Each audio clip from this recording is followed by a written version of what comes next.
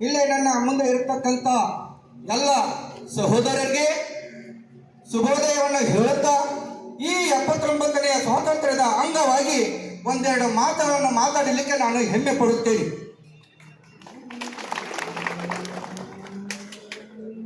ಸ್ವಾತಂತ್ರ್ಯ 1947 ಆಗಸ್ಟ್ 17ರಂದು ನಾವು ಬ್ರಿಟಿಷರಿಂದ ಸ್ವಾತಂತ್ರ್ಯವನ್ನು ಪಡೆದುಕೊಂಡೆವು. ಈ ಬಲಿದಾನವನ್ನು ಕಠಿಣ ಶ್ರಮದಿಂದ ಈ ಸ್ವಾತಂತ್ರ್ಯವನ್ನು ಪಡೆದಂತ ಎಲ್ಲ ನನ್ನ ಸೈನಿಕರಿಗೆಲ್ಲ ನಮಸ್ಕಾರನ ಹೇಳುತ್ತಾ ಹಾಗೂ ಸ್ವಾತಂತ್ರ್ಯೋತ್ಸವದ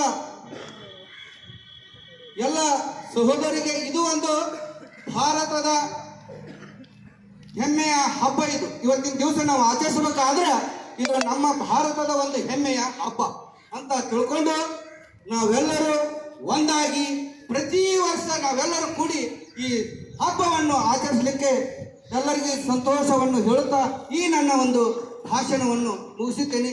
ಜೈ ಹಿಂದ್, ಜೈ ಭಾರತ್, ಜೈ ಕರ್ನಾಟಕ.